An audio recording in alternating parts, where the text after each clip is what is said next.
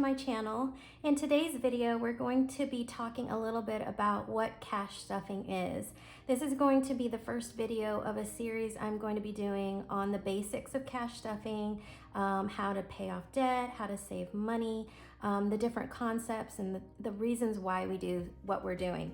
So we're going to just start with the basics for our first video, which is what is cash stuffing. So the cash envelope method is basically a method to manage your personal finances. It uses the physical cash, it uses physical envelopes that are labeled for your specific budget categories. So the goal of cash stuffing is only to spend what's in your envelopes for the month or for the pay period.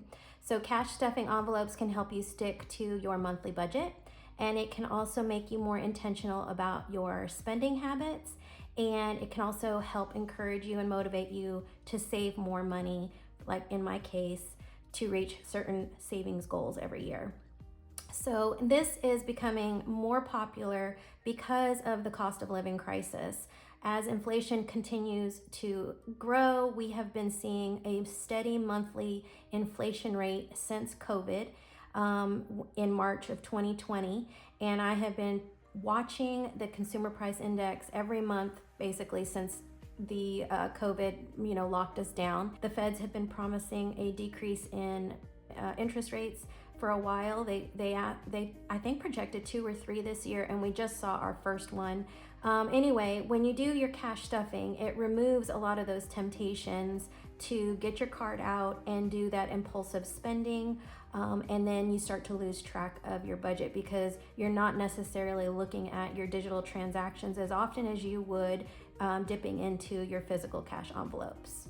So there are a couple of variations to doing cash budgeting, and one, of course, is what you see here on YouTube a lot, is when we're using our binders and we separate our envelopes into, different categories. When you're like looking for your bills, like I have a bills binder, you have that broken down into all of your bill categories. And then when you have, long-term savings, let's say you're trying to save, for a yearly vacation, you would break down your vacation categories into all the different things you would need, like Ubers and food and hotels and flights and rentals, things like that.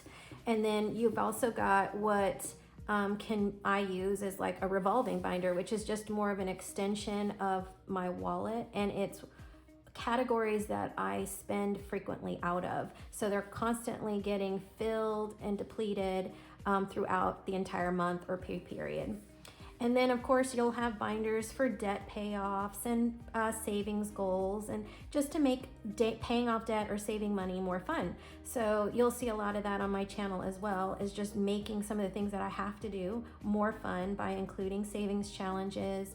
And what it does is it keeps me busy so that I'm not out, spending the money, shopping, or even just overspending. So it keeps me more mindful of the balances in every, binder and what I'm actually doing, because I'm in touch with them almost daily, weekly for sure. So how to cash budget, that's what we're going to talk about next. The first step in cash budgeting, and this is coming from the Dave Ramsey site, is to make a plan or a budget. I do have a couple of worksheets in my descriptions. I think in my freebies link, I've got what I would consider my monthly worksheet, and then I've got a weekly worksheet. I am going to keep these up there indefinitely, but in 2025, I will be redoing these to make it work better with my current budget, and how I like to include a calendar to kind of replace the workbook that I've been using that really it's not filling all the needs that I have.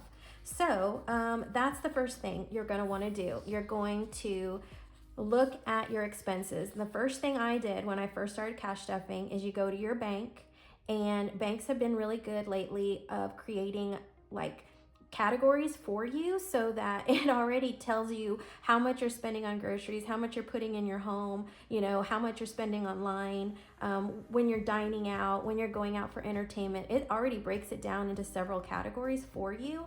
So all you really need to do is go and look back at your last month, 2-3 months worth of expenses and start to create your different categories, and we call those our sinking funds. So your different categories could be anything that you spend your money on, like birthdays, if you tithe to the church, if you're planning for special events like an anniversary, if you want to pay off debt, or if you have date night every Friday. Those are the kinds of things that you know you're going to have, those expenses you're going to have in the month and next month and whatever in the future. And so you're going to want to see how much you spent in months prior to give you an idea of what you need to save for that month. So when you get started, that's the first thing I did was I went to my bank, I looked at all the different categories the bank gave me, and I created my budget. My budget includes an income section. My budget also includes credit cards. I do utilize credit cards, but I wouldn't recommend it when you're first starting, because if you're really trying to remove temptations of using your credit card or trying to live within your means because all of a sudden things are more expensive, like hello, groceries, and you're trying to stay within a grocery budget, this method, if you just completely remove the credit cards, then you will stay within your budget a lot easier, and it'll become a very good exercise to kind of see what you're doing. Like when you're in the grocery store, are you impulse buying? Are you really not shopping for the best deals and you really need to, because that's why your grocery budget keeps going up, is because you keep picking things that are just way too expensive for, you know, your lifestyle. So there are a lot of benefits to just getting rid of the credit card in the beginning. And then when you start to get a handle on what you're spending every month and you feel comfortable bringing them back in, you can. Now, there are a lot of cash budgeters out there who deviate from the full cash stuffing method for different reasons. I do mine credit card spending because it's easier to do online spending with a credit card, obviously. So I have a lot of variable spending that I use my digital funds for. And then I also funnel my bills through my credit cards to get the cash benefits, because that's one of the drawbacks of cash budgeting, is that you miss out on some of the credit card like cash rewards, which to me is not a good reason to use credit cards, but it's something that I like to do. I've been doing it for so long because I was a digital budgeter for so long. I liked seeing that little extra I was earning on just having the rewards from the credit card. But anyway, so I would say remove them for a month, 2 or 3 months. I think I removed my credit cards for 3 months, and it just made me hyperly aware of all the places I couldn't use cash, like online and at Costco, and like who wants to get out of their car really and walk up to pay for gas? I don't do it for gas either. But then I started on the second half portion, which is the bills. So I went to go see for a whole year, because if you go to your different accounts on, like for water, utilities, like if you have to pay for a trash or if you have to pay for lawn care, whatever, you can do a whole year's worth of tracking for the previous 12 months. You can see what that is and average it out, or like in the winter months and the summer months when your bills are higher or lower, depending on what utility you're using the most of, you can adjust your budget based on what happened last year. And so that's really easy to do, but that's a really important step to find out how much of your income is taken up with your 4 walls, which is just your living expenses, your food, your housing, and I can't remember what the 4th one is, but anyway, so the second part too is, are you going to allow yourself some discretionary funds? Like, are you going to give yourself some pocket money in your wallet? So there are some things that everybody does every week. We all kind of get gas. We all kind of go out to eat. We all kind of go to the grocery store. And if you don't do it every week, then consider your discretionary funds for a period of 2 weeks. But the point is to try and free up as much of your income to plan for the future, which are your sinking funds, your savings goals, and your debt payoff. So the discretionary funds for me, for a single person, is really like $300 a month usually. I never really spend more than $300 a month. But I work from home, so I don't use a lot of gas. And I don't buy as many groceries. And I was a really big couponer for a long time, so I know how to use all the grocery rewards and the apps and get all those points for fuel rewards, and I know how to do all that. So for me, my grocery budget's also pretty low. And then when you start to think about your sinking funds, these are things you know that are going to come up eventually. Like when I first started out, I had extra business expenses, side hustle business expenses. I had property taxes I needed to worry about. I know that every 6 weeks I go to the hair salon. I know that I want to go on a vacation. I'm trying to go every year. I know that I go out on date night. I know that I have Christmas. I know that I have an anniversary to celebrate. I know that I have car insurance payments to come out every 6 months. I know that I have, my oil change and my car registration comes up. I know that I have to pay my homeowners association, or if you have a renter's insurance, bill. So these are the things that are going to come up. They're just not every month. And then when you start to break down, like with your debt and your savings goals, it's usually what's left over. Now, people who are in an aggressive debt payoff situation will prioritize debt paying off over saving, and I strongly encourage that. So we are going to have another video about debt payoff. But for your most part, the budgeting is going to be your first step, and to me, this is the most time consuming. The second step is choosing your cash envelopes. Now that is super fun, right? And you can choose to have literally like a paper envelope that you get from the dollar store. You can get a pack of 50 or 100 or whatever, and you can label your white letter envelopes, which is how I started actually. I did that for 3 months just to test it out and see if I liked it. I did cash budgeting when I was really young. And of course, this is not a new method. This was around when my grandmother, was budgeting. I mean, that's what they did. I remember her putting cash in envelopes in the top drawer of her dresser to pay the rent or to pay the house payment, to pay utilities. She already, with whatever little money she had, she would put that cash away so that she knew it was there when the bill would come around. And I just remember her little envelopes, and she didn't have very many, which was really surprising, right? Her cash envelopes, maybe she had like 6 of them, maybe. And that was really how she lived. She lived out of those 6 envelopes. So they could be as simple as 6 envelopes or as, much as, 5 or 6 binders. So it's all up to you and how much you want to do. So that's the flexibility part that's really fun.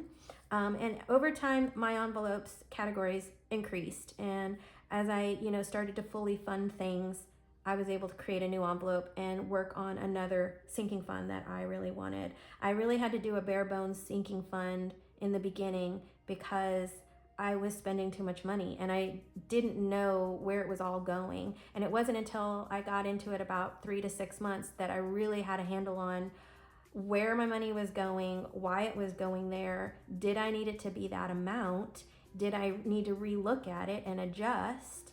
And then from there, I was able to work on getting them funded and moving on to another sinking fund that was a priority to me. So here I am cash budgeting on YouTube for, I think, a little over a year, maybe almost a year and a half, maybe in December. And I am just now starting an envelope for my birthday. And so it took me 2 birthdays to really get to that place where I felt comfortable enough to start saving some money for next year's birthday. So you take it slow, you take it at your pace. The next step, of course, is labeling and actually putting the cash in the envelope. How easy is that? So I know that a lot of you get hung up on going to the bank.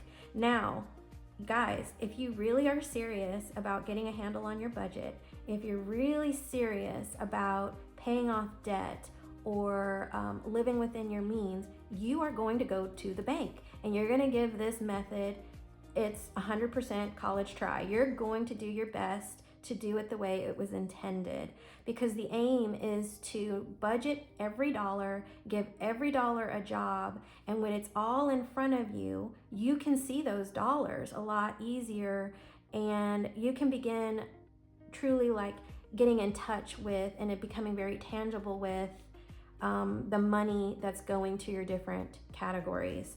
So the cash stuffing portion, get over that hurdle. There's no harm in going to the bank and taking your money out, none at all, unless you have a bank account that requires you to have a certain amount in there, which I know some banks require at least $100 maybe to be in a checking account, or $500. So just be mindful of that. So if you wanted to start off small and just make sure that you're only taking out the money that you want to sink, or taking out the money you want to use for debt payoff or for savings, and leaving the rest in there for your bills, that's fine too. The point is just to get started and get over this idea of having to go to the bank, okay? So the teller people, some teller people are very nosy. Some banks have policies to ask questions at a certain dollar amount. My bank does not. They leave me alone. The local bank that I go to is a national bank, but they don't ask me questions. I can pull thousands of dollars out at once, and I can ask for all of it in $1 bills, and they will not ask me a single question on what the heck I'm doing. They just smile at me and look at me like they want to ask, but they never ask. Now, I have heard stories in the comments of banks saying they needed approval from their manager, whatever, to deposit a certain number, or to record why you're depositing that number, or record why you're taking out a certain number. So in my opinion, that's nobody's business. And if your bank's doing that, you might want to look at another bank because not all banks do that. So that might be a local bank policy. All right, so you're looking at your daily expenses, you're looking at your daily needs, you're looking at your wants, you're looking at your debt, and you're looking at your savings goals. So your debt payoffs, we're going to go into more detail about that, and that's going to be very individualistic because everyone's going to have a different income and everyone's going to have different expenses. But your savings, there is a rule of thumb for savings, and the goal in saving every month is between 10 to 15% of your income. So look at your income and see if you can save 10%. If you can, then you should be doing that because you're trying to take care of future expenses. And the first thing that puts people into debt is not having any money saved to do a emergency fund, which is really the first goal in cash budgeting, is to get your first $1,000, your first $2,000 for an emergency. So if you can save 10 to 15%, start doing that today. Now, if you can't, and it's because your expenses are so high, that's when you need to go and look at your expenses. So our electricity in North Texas was deregulated recently, so now we can shop around for electricity. But in certain parts of North Texas, we had co-ops and we weren't allowed to shop around for electricity. So one of the things I did was shopped around for electricity, and I got, promotional deals. And then I shopped around for Wi-Fi, and I shopped around for cable subscriptions. Eventually I got rid of TV altogether because I'm always on YouTube, so I don't even need TV anymore. But that's what you're doing. If you can't do 10% in savings, then you're going to try and figure out how to decrease your expenses. So that's going to be very individualistic. You're going to figure that out on your own. And then the fourth step is spending what's in your cash envelopes. And I know that sounds easy, but it is not, because the temptation to pull money from other envelopes is there. And if your goal is to reclaim $300 every month from your grocery budget, then you can't be dipping into your other envelopes to grab that $300. And I will tell you, this is still something I struggle with today. I am always dipping, and unfortunately, I keep my budget very limited in how I dip because of my wallet pocket envelopes, and the different categories I have in my revolving binder here. I keep the money very limited to a certain amount so that it's not dipping into savings and it's not dipping into bills. So a lot easier said than done. So friends, the cash envelope system only works if you're sticking to it, right? So it's very clear. It's a very important process to get clear on why you want a cash budget and what you want to cash budget and how much you want to cash budget. So spend some time with a budget worksheet. You can use mine. I think there's blank ones down there. There's a weekly one. or just write it down on a simple piece of paper. It doesn't have to be pretty. This is just for you to look at and to budget with. So there are, the advantages, just to recap, is to keep you on track. It enforces discipline, it holds you accountable, and it makes it pretty hard to overspend when you're working with cash. And some of the disadvantages, like we talked about, was getting cash out of the bank, having to juggle your cash, having to spend only what you have. But is that really a disadvantage? I mean, if you're trying to get a handle on your budget, that to me sounds like a challenging advantage, right? So if you run out of money in your cash envelopes, remember that you are trying to stick to a budget.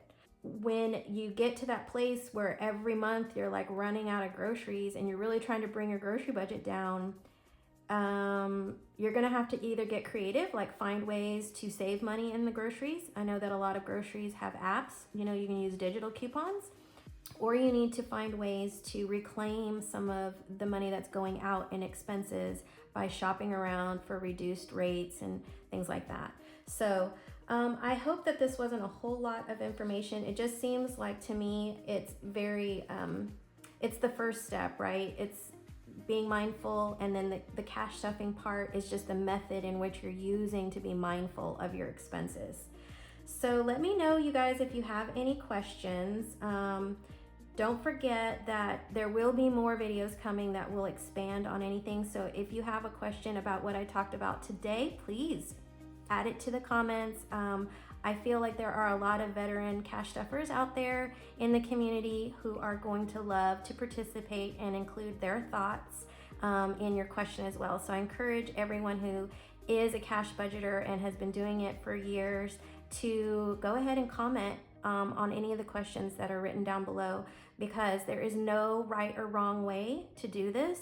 Everyone's going to have a different system, and people will have tricks and tips and things, because all we're really doing here by sharing what we're doing here on YouTube is we're hoping that by saying it in our way, eventually some of this stuff's going to stick with you.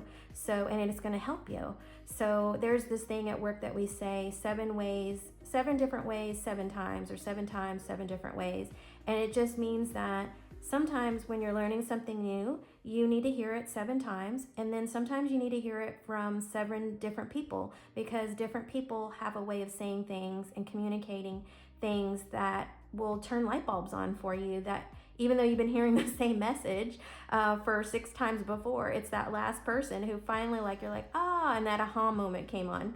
So that's what we're doing here today with this mini series. Thank you again so much for joining me. I appreciate you guys so much. Thank you for helping me on my journey as well, because having you here encourages me and motivates me to do what I need to do for my own personal future financial security. So thank you again for being a support to me, and I will see you guys again soon. I'm not sure what the next video will be about. It might be debt payoff, just because I think that was the next question that I had received. So let me know. I think if you continue to watch my videos, if you're new, you'll start to see a lot of this in play. So if you want to even head into different playlists that I have, you can see how I was able to budget. You can see how I was able to create budget line items. You'll see how I was stuffing my envelopes and how I was staying within budget. So definitely check out the other videos here to kind of get a more well-rounded view or perspective of what cash budgeting looks like for me. All right, friends, thanks again for joining me. I'll see you on the next one. Bye for now.